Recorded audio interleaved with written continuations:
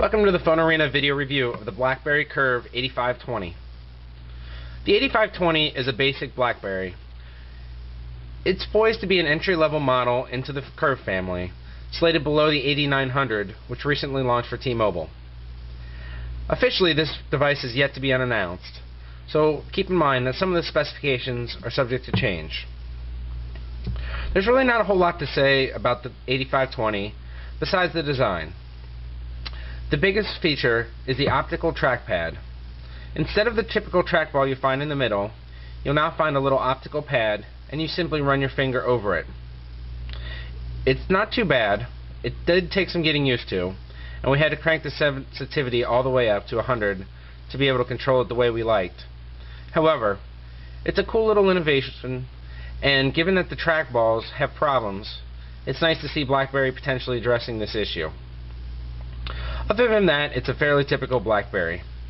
You have your full QWERTY keyboard down below, a 3.4-inch display, and the cluster of navigation keys in the middle.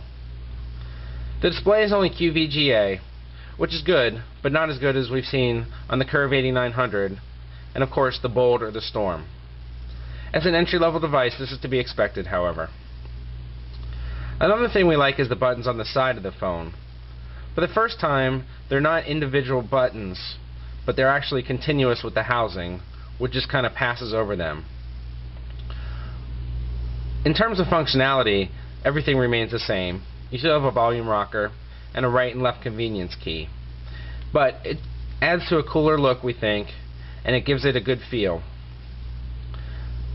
There's also a 3.5mm headset jack, which we've come to expect, and a micro USB charging and data port.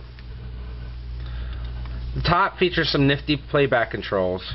You have play pause, which also doubles as a mute switch, and then track forward and track back. Obviously, they're going for the more consumer market with a multimedia friendly phone. The back of the phone is very simple. There is no mechanical latch, so the user simply pries the battery cover off.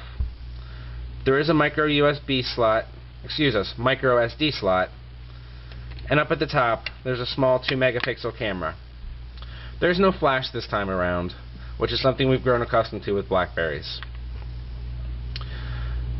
The user interface is Blackberry OS 4.6, and there's absolutely nothing new here. For anyone who's used the new Curve, the 8900, the Storm, the Bold, or the 8350i, it's the exact same interface. Overall, we were pleased with the Curve 8520 as an entry-level model.